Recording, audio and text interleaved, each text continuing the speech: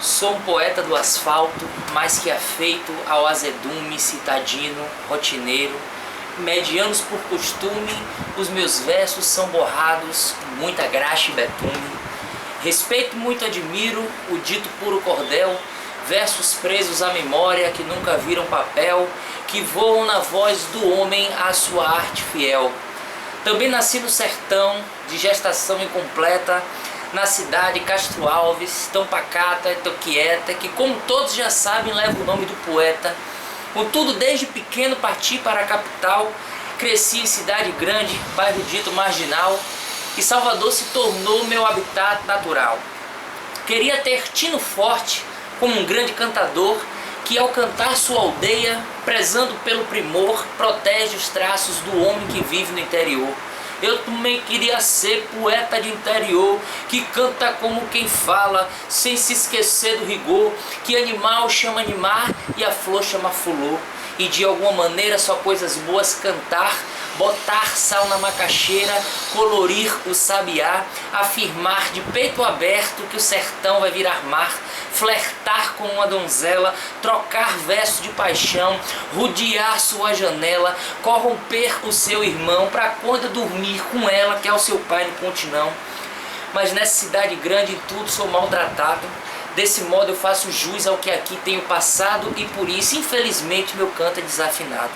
Assim é que me apresento, desde já me desculpando, dizendo que finalmente por aqui eu vou ficando e esses versos de merda pra vocês sigo deixando. Isso aí, essa é a nova temporada do Sem Edição, temporada 2016, e eu tô aqui com o professor cordelista Elton Linton Oliveira Magalhães, e poeta, né, como vocês viram aí. Tudo bem, Elton? Tudo bem, Raul. Desde já, obrigado aí pela sua participação aqui Eu que no Sem agradeço o Edição. convite. Velho, e esse Linton vem de onde? Só pra gente começar. Bom, segundo meu pai, né, ele tirou de um livro do Sartre, A Idade da Razão. Eu já procurei saber sobre isso aí, não encontrei nenhuma referência. Mas na verdade não é um sobrenome, é um segundo nome, certo? Então é um nome composto. Exatamente, é um nome composto. Bacana. E Elton, você é poeta, cordelista, né? Nasceu na mesma cidade que Castro Alves nasceu, né? Que era Curralinho, aí hoje em dia é Castro Alves. Na verdade o Castro Alves nasceu em Cabaceiras, né? Paraguaçu, que é uma região ali próxima. Ele viveu um tempo em Curralinho, o que hoje é a cidade de Castro Alves, né? Além disso, você tem essa coincidência, você nasceu no dia 19 de novembro, que é considerado o Dia do Poeta do Cordel. O Dia Nacional da Literatura de Cordel, que é em Cordel. homenagem ao Leandro Gomes de Barros, né? Que é o grande, o pai da literatura de cordel no Brasil, poeta paraibano. Né? Pronto. E como é que você lida com todos esses sinais da vida? Você já nasceu predestinado à poesia? Não, eu acho que não. Na verdade, eu me tornei poeta. Né? Existem duas linhas, né? E algumas pessoas acreditam que as pessoas nascem poetas, né? E que é uma condição, não tem como você fugir e tal. Eu não acredito muito nisso, não. Eu acho que é possível você se tornar poeta, certo? E é isso, eu acabei me tornando poeta meio que por uma necessidade, né? Na verdade, assim, como professor, né, de levar determinados conteúdos para a sala de aula de forma mais lúdica, né, e eu encontrei isso na literatura de cordel. Eu não escrevia poesia, a poesia tradicional, a poesia em versos, digamos assim. Não fazia isso, não me interessava, na verdade. Gosto, né, muito de ler poesia, de ler literatura, mas nunca me arrisquei muito, não, né? Eu sempre gosto de dizer assim, não é uma crítica e tal, mas existe muito poeta no mundo, principalmente nas redes sociais, né? E aí eu nunca tive essa predisposição, por uma necessidade, né? Como professor, eu acabei que comecei a me dedicar a isso, e pela recepção, né, pelos resultados que eu consegui dessa produção em sala de aula, eu acabei me dedicando e hoje eu escrevo temas diversos, né, que extrapolam esse limite da literatura pedagógica. Sim. Aí você é formado em letras pela UFBA, né? Isso. Mestre em literatura também pela mesma instituição. Isso. Né? Então, quando foi que você se aproximou desse universo das letras, assim? Você sempre quis fazer letras? Não, foi muito tarde, na verdade, né? E esse é um problema, né? A gente tem que correr em busca do tempo perdido, né? Infelizmente, porque assim, eu sempre gostei muito de música, né? Na verdade, eu sempre gostei muito de arte, sempre, desde pequeno mesmo, assim, né? A coisa da música, a música popular mesmo, tocada no rádio e tal, então... meu pai comprava uns discos, né, e tal, e eu via os discos, sabia cantar todas as músicas, era aquela coisa de uma relação muito forte que eu tinha com isso. Tanto que quando eu ganhei um violão aos 12, 13 anos, né, insisti que minha mãe me desse, e depois disso aí eu comecei a aprender, a tocar de forma precária mesmo, e montei uma banda de rock. Aí foi a porta para minha liberdade, digamos assim, né? Em todos os sentidos, porque eu tive uma criação evangélica, né? E tudo, meus pais são evangélicos até hoje e tudo mais, e essa coisa da banda, principalmente do rock, né? Meio que me libertou para outras coisas, e uma dessas coisas foi a literatura. Só com 18, 19 anos, mais ou menos, é que eu fui me interessar mesmo, assim, né? Porque a literatura na escola nunca me agradou muito, né? Os professores não eram interessantes, a forma como isso era passado em sala de aula não era interessante. Então foi uma coisa muito por conta própria, assim, que eu comecei a me interessar. A partir daí, né, dessa minha relação com o rock, principalmente o rock inglês, americano e tal, fez com que eu fosse estudar letras com inglês, né? E sempre colocando o exercício de professor em segundo plano, né? Na verdade eu queria, porque eu precisava fazer alguma coisa, né? E acabei entrando no curso de letras por conta disso. Lá foi que eu me descobri, assim, como professor, né? E hoje eu não consigo me ver fazendo outra coisa, sabe? Me descobri como professor e recentemente como escritor também, né? Eu acho que foi o curso de letras, a faculdade de letras, que me abriu espaço para isso. Até porque assim, eu gostava muito de ler e tal, mas não tinha um contato mais aprofundado, uma questão mesmo da estética literária, sabe? A coisa da forma, né? Que pra mim é muito importante. Então, isso ajudou muito. Massa. E você é um defensor do cordel, né? A gente abriu a entrevista com você aí, fazendo uma prova bem bacana, que eu li, que está no seu blog, daqui a pouco a gente vai falar dele. E o cordel, ele tem uma característica de ser uma crônica também, porque ele está sempre antenado com as coisas que estão acontecendo na sociedade, né, nos dias de hoje. E a situação política atual do nosso país já te inspirou a fazer algum cordel nesse sentido, com essa temática? Sim, não foi uma coisa que eu pretendia, né, mas no papel, né, de professor, e nós como professores acabamos nos tornando formadores de opinião mesmo, não tem jeito, e a gente precisa se posicionar, né? Eu defendo cordel em que sentido? Algumas pessoas colocam a literatura de cordel como um gênero dentro de um campo maior, que é o campo da literatura. Eu sempre gosto de fazer uma distinção. Eu acho que a literatura de cordel é um universo à parte dentro desse campo da literatura, porque como você muito bem pontuou aí, é possível falar de tudo e de formas diferentes dentro deste universo vasto, variado, que é a literatura de cordel. Por exemplo, você pode contar uma piada em cordel, você pode contar uma história como os antigos romances, os mais tradicionais, os grandes mestres do cordel, né? Você pode escrever um romance, você pode escrever uma crônica em cordel, enfim, você pode escrever uma aula em cordel, né? Dentro de um modelo, dentro de um ritmo e tal, né? Sempre se preocupado com o quê? Com aquela estrutura tradicional que é a rima, a métrica e a oração. Então assim, é um universo amplo, né? Que mexe com a imaginação, né? Que mexe com as metáforas e tal, né? Da poesia, com a imagem que a poesia propõe, a poesia tradicional, né? Mas o cordel consegue fazer isso de formas diferentes. Então ela consegue agradar pessoas de públicos diversos, consegue agradar um aluno em sala de aula, consegue agradar uma pessoa humilde, analfabeta da feira, e consegue agradar hoje a intelectualidade, a academia, né? Tanto que o cordel hoje, cada dia que passa, tem sido mais procurado, mais pesquisado, estudado dentro das universidades, não só no Brasil, como principalmente fora do Brasil, né? No caso da França, por exemplo. Bacana. E você tem um trabalho realizado já e publicado, inclusive, com estudantes, né? A partir de uma relação de sala de aula no IFBA, não é isso? Isso. IFBA de Catu. Baiano. Isso, exatamente. E aí você produziu um livro em português na língua do cordel, né? Isso. Fala um pouco sobre a experiência com a gente. Bom, é isso, né? Como professor de língua portuguesa, né, para o ensino médio, existe uma grande preocupação, é uma coisa que tem se discutido muito hoje sobre o ensino do português em sala de aula, né? Sobre a falência do ensino da gramática, por exemplo, e da preocupação de trabalhar com gêneros textuais diversos em sala de aula. E aí eu pensei em fazer, a partir dessa reflexão, uma oficina de cordel e trabalhar com os temas de sala de aula, né? Um dos temas mais importantes hoje que estão sendo discutidos, né? Inclusive que cai muito no vestibular, no Enem e tudo mais, que são as variações linguísticas, né? E as funções da linguagem.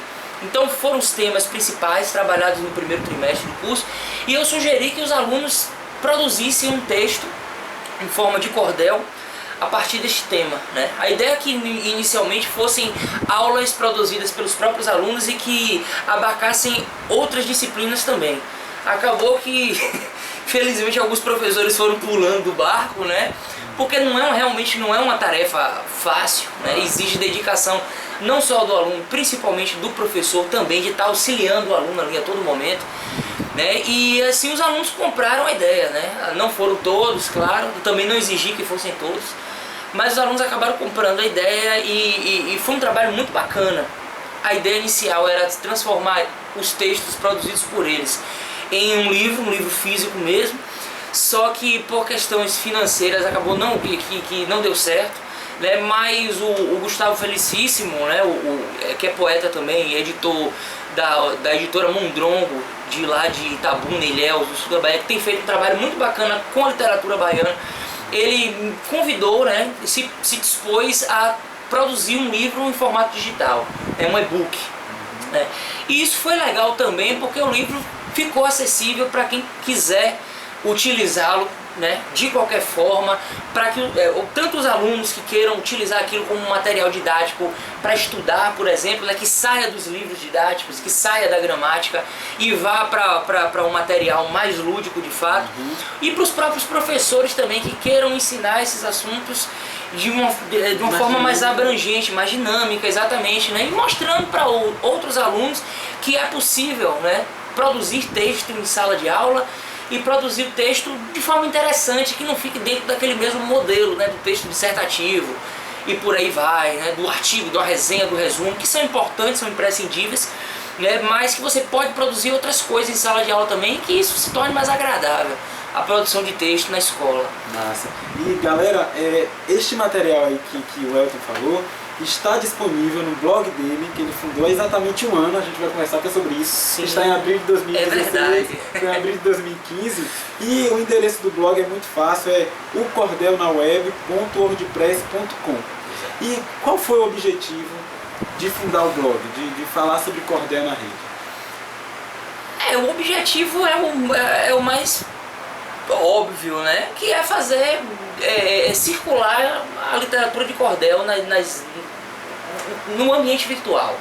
Existem muitos blogs, claro, né? Inclusive eu sempre andando atrasado na coisa, né? Quando o blog meu que caiu, né? Um pouco de visibilidade assim, é que eu pensei em fazer, né? Na verdade, tinha um pouco de preguiça, digamos assim, mas assim, tanto para divulgar os meus textos, que eu acho que consegue circular bem, assim, por exemplo, nas redes sociais, né? Principalmente no Facebook.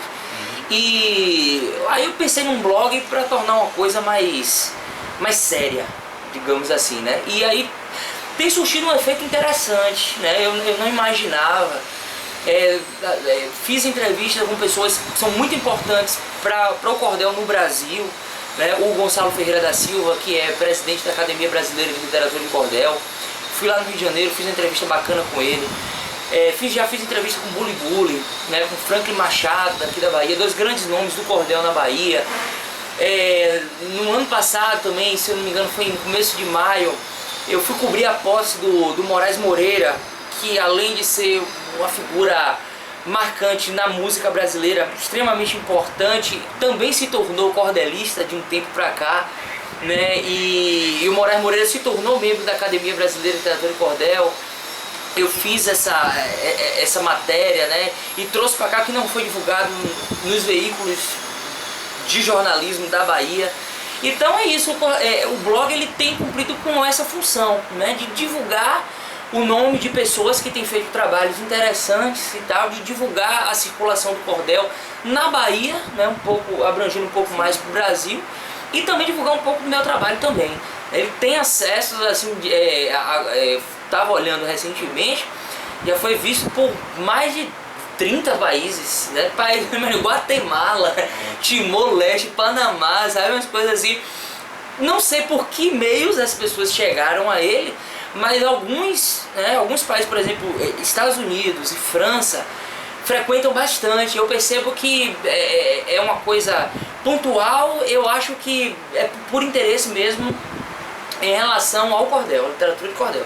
Então acho que ele tem cumprido com o seu papel, né? E você citou aí a Academia Brasileira de Literatura de Cordel, que é pouco conhecida, né? Exato. Entre até na academia mesmo, né? Qual a sua relação com a academia, assim? Assim, não tenho uma relação direta com a academia. Eu conheço alguns membros, né, da academia. Diferentemente da Academia Brasileira de Letras, que é uma instituição falida, digamos assim, né? Uma instituição que tem como membros o José Sarney da vida, né?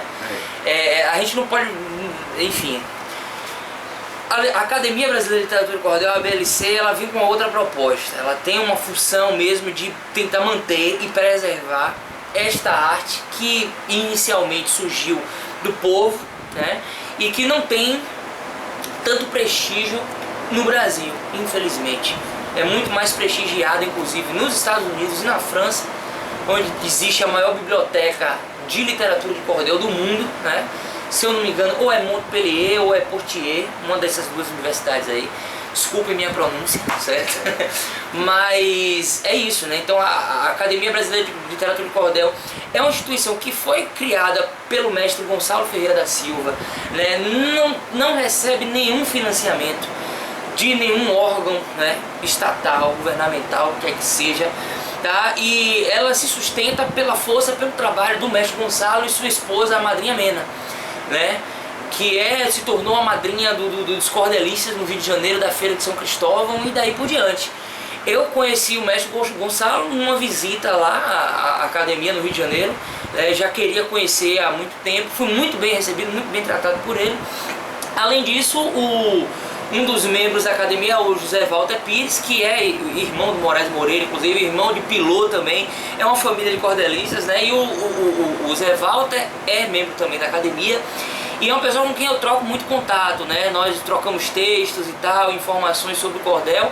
Então a minha relação com a academia é mais ou menos essa, certo? Enfim.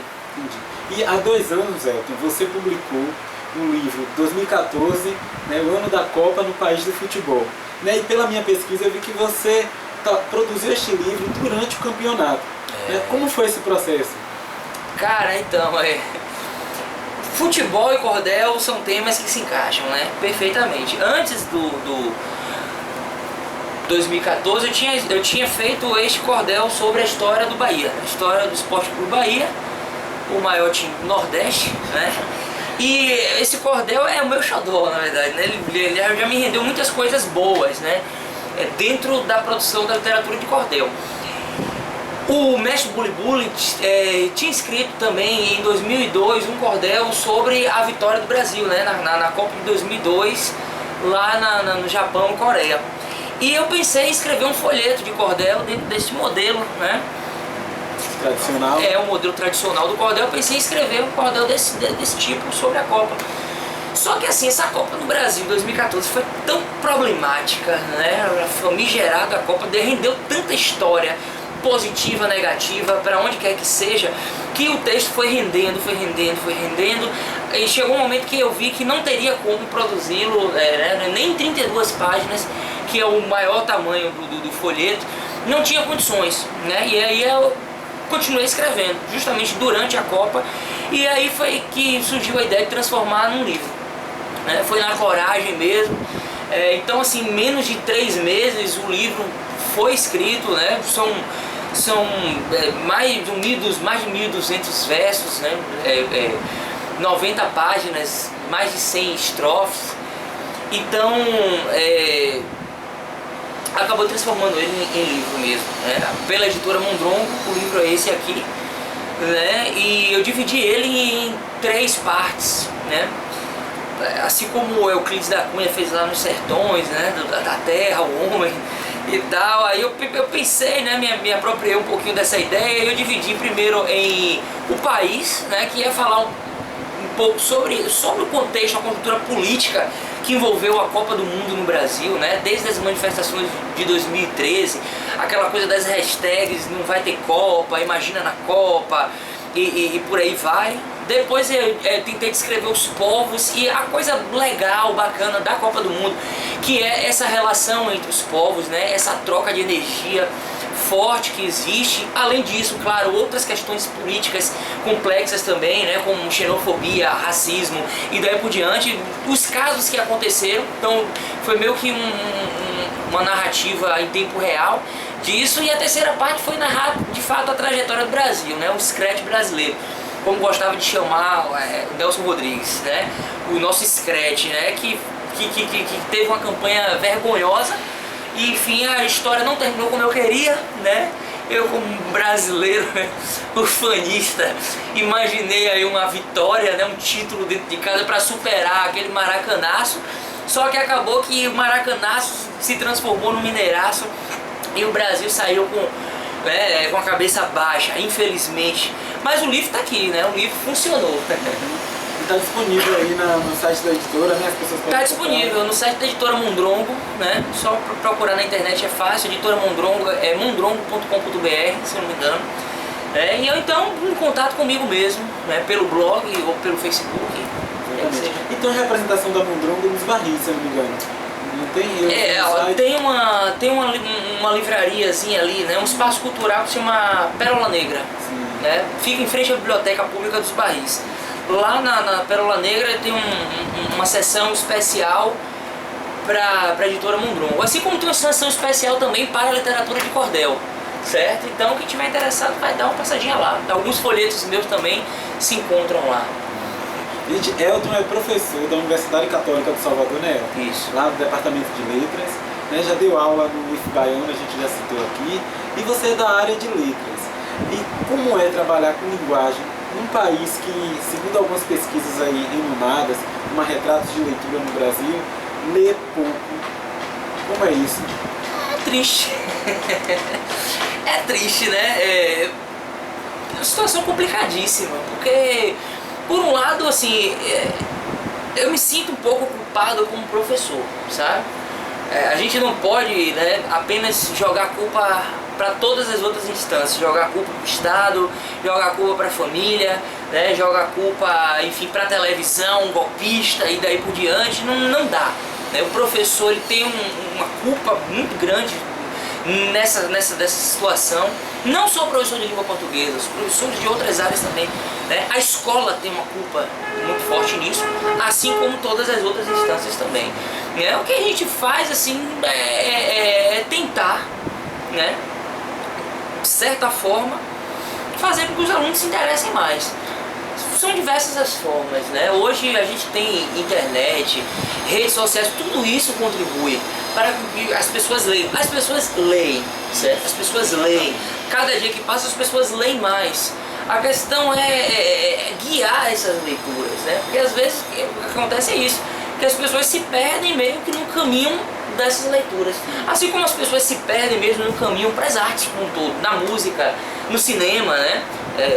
Existem filmes e filmes, só que as pessoas são guiadas para Hollywood, né? Existem músicas e músicas, mas as pessoas são guiadas para quê? Para a rádio, né? E a rádio, cada dia que passa, se torna mais homogênea, né? Dentro do sertanejo universitário, da música ostentação, do funk, e daí por diante não abre espaço para outras possibilidades de música, né? E o Brasil é um país riquíssimo, né, musicalmente. Então assim, dentro da literatura funciona da mesma forma, né? É complicado você chegar para um aluno e exigir que ele leia um Dom Casmurro da vida, um Machado de Assis da vida, com 12 anos de idade, com 13, 14, que seja, certo? Mas existem outras possibilidades de leitura, né? E a literatura de cordel, por exemplo, para mim funciona muito bem, né? Você pode aliar a literatura de cordel com questões atuais, com o funk, por exemplo, né? Que de alguma forma segue uma estrutura rítmica muito parecida e tal. Isso faz com que os alunos se interessem, mas aí você não para só desse momento, né? Você pode puxar isso, fazer um link com outras coisas, trazer textos mesmo políticos, né? Atuais para a relação. Teve uma pergunta que você fez aí, que eu agora que eu me lembrei, que eu acho que eu fugi um pouco, né? Sobre a questão do cordel político. É possível fazer, é possível escrever, né? E é necessário, às vezes, né?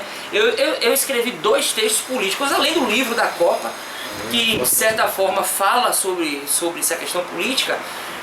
Aqui não tem, aqui só tem um cordel de Elton que está disponível na internet, no YouTube, que tem gente querendo separar o Nordeste do resto do Brasil. Exatamente, né? Esse é o que eu mais gosto, na verdade, que eu escrevi no final, logo após a eleição de 2014, já prevendo tudo isso que ia acontecer agora, né? Essa tentativa de golpe aí por parte da mídia, por parte dessa direita cretina do Brasil, né, que está ligada com os grandes empresários e daí por diante. E o que acontece era uma coisa até, enfim, tão rasteira, né, que as pessoas com ódio, né, do Nordeste, por ter o Nordeste em grande parte ter votado em Dilma Rousseff para a presidenta, né, e aí querem separar o Nordeste do Brasil, vamos matar os nordestinos e daí por diante. E assim, é uma coisa tão cretina, né, tão besta, que eu resolvi responder da melhor forma, né, forma sutil, através da literatura de cordel. Claro que dando né, puxando a orelha assim, aqui e ali, para falar que grande parte da cultura brasileira, né, em todos os tempos, passa pelo Nordeste, né? Pelo Nordeste. E não só na cultura, na música, na literatura e tal, na política também, né? E por aí vai, tanto que o maior presidente da história do Brasil veio do Nordeste. Veio do povo, veio do Nordeste, né? E é Luiz Inácio Lula da Silva, enfim, né? Não vamos entrar nessa questão agora. Não sou petista, olha lá aquela história toda. Apesar de estar de vermelho, foi inconsciente, né? Mas não sou, enfim. Mas venhamos e convenhamos, é preciso reconhecer, né? Eu indico pra galera aí ver o vídeo que está postado no YouTube, é muito bacana, ler os textos de Elton que estão também na rede. E a gente falou de leitura, Elton, eu quero saber o que você está lendo no momento. Rapaz, deixa eu lembrar que tá lendo a cabeceira. Eu tô lendo essa edição nova do Ali Salomão, né? Poesia Total. Um cara de coisa misturada, né? Tô lendo Fernando Pessoa, esses poemas inéditos dele aí que descobriram recentemente. Eu tô lendo algumas coisas. E estou lendo Uruguai, Basílio da Gama, mas aí é por uma coisa ossos do ofício, né? De professor. Aí eu estou revisitando o Uruguai aí, porque eu vou trabalhar com ele em sala de aula. E aí volta e meia eu vou lendo umas coisas assim também. Às vezes eu paro aqui na biblioteca aqui, pego alguma coisa assim, aí leio e vou trocando. Mas estou sempre lendo. Todo dia eu leio alguma coisa. O importante é isso. A gente já está encerrando, Elton. Eu quero que agora no final, assim como a gente fez no início, que você conclua aqui a entrevista com algum cordel, pode ser esse que você disse que mais gosta. Enfim, fique à vontade. E aí pra galera, esta é a temporada 2016 do Sem Edição, que é o conteúdo audiovisual do blog Desde que eu Entendo por Gente. A gente encerra aqui essa entrevista com o Elton. Você tem alguma coisa mais a falar antes de encerrar? Não, se você quiser? Não. Eu gostaria de agradecer, né? Mais uma vez, esse convite, né? Essa gentileza. E estamos aí para qualquer coisa, certo? Como o Raulino falou aí, né? Tem um blog, o Cordel na Web, tem um artigo na frente, o Cordel na Web. É importante, né? O Cordel na Web.wordpress.com, né? Meus contatos estão lá, e-mail, telefone e tal. Trabalho com oficinas de cordel, faço palestras também, escolas, enfim. Pau pra toda obra, né? Qualquer coisa, qualquer interesse, podem me chamar. Estou aí. Pra fazer palestra, né? Certo, isso. Já que é pra ler, né? Vou ler aqui um poema, um cordel lírico, né? Digamos assim, né? Não é político, não é didático, não é uma crônica, não é um romance. É um cordel dentro da tradição lírica mesmo. Chama-se um galope à beira-mar, né? É um modelo, uma estrutura de cordel criada por Zé Pretinho, né? Após perder uma peleja para o cego Aderaldo, ele acabou criando essa nova forma, que são poemas com versos de 11 sílabas, certo? E sempre termina com a palavra mar no final, sempre assim, cantando um galope na beira do mar. Aí eu inovei um pouco e fiz uma viagem ao Chile no ano passado e gostei muito de uma cidade linda de lá, que me lembra muito Salvador, se chama Vinha del Mar, né? Aí acabou se transformando num galope para Vinha del Mar. Diz assim... Você vai começar a ler? Sim. Então, gente, este é o Sem Edição com Elton Magalhães. Sigamos. Em pleno verão me joguei pelo mundo, me pus a voar, respirando outros ares. Beber em cidades de tão vastos bares tornou-se o desejo de um bom vagabundo. Mas nada do homem, por mais que profundo, com as coisas dos deuses irei comparar. Tão bruta beleza para se admirar, carece de tempo, de espaço distinto. Por isso é que agora, de modo sucinto, eu canto um galope para Vinha del Mar. No Chile, de tão variadas paisagens, em dias de sol fui bem recebido. Com muitos hermanos, tão bem acolhido, gravei na memória diversas imagens. Algumas até pareceram miragens, confesso que quase me pus a chorar. São tantas as coisas que eu quero contar, mas não me permite este verso inibido. Assim me despeço de peito partido, cantando um galope para Vinha del Mar. A ti, Santiago, entreguei minhas pernas, e tu sempre terna para mim te entregaste. Por todas as calhas meu peito marcaste, com fortes compassos, imagens eternas. Nos bares de tantas pessoas modernas, de tantos borrachos, quis me embriagar. De ti, muito regalos eu pude ganhar. Em ti, muitos dias a 3 por 1 triz, vivi, me fizeste de fato feliz, mas canto um galope para Vinha del Mar. A ti, Isla Negra, a quem o poeta Neruda entregou-se ao seu último berço, não quero manchar-te com meu pobre verso, somente lembrar-te será minha meta. Teu nome é a prova bem mais que concreta de que a poesia jamais falhará. As horas que a ti pude me dedicar, não supro o desejo de estar mais contigo. Te peço desculpas e avante eu sigo, cantando um galope para Vinha del Mar. Ó Valparaíso, de Santa Teresa e Olinda me lembro te olhando dos cerros. Te miro dos portos, me esbarro los perros. És bela, porém de elegante tristeza. Por força cruel, fruto da natureza, os teus edifícios não podem durar. E qualquer tremor poderá acabar com todo esforço para vê-la erguida. De ti vou lembrar pelo resto da vida, mas canto um galope para Vinha del Mar. Em Vinha o tempo é um relógio de flor. Em Vinha é preciso fulanar sem demora. Em Vinha del Mar solamente vigora canções de verão, elegias de amor. Em Vinha o sol não pretende se pôr e o dia assim não carece acabar. Do capo do cal necessito gritar, o povo da praia saber o que sinto. E para vocês não acharem que eu minto, fiz esse galope para Vinha del Mar. Chegando à Bahia de São Salvador, bem mais que um andor que carrega os meus dias, irei me lembrar de tuas águas tão frias. Foi lá que o Pacífico me batizou. Ó Vinha del Mar, tão saudoso eu estou, talvez porque olhando-te eu quero voltar à minha cidade, às praias de lá, ao clima de flerte, às tardes de farra. Por tu pareceres em muito com a barra, eu canto-te aos montes, ó Vinha del Mar.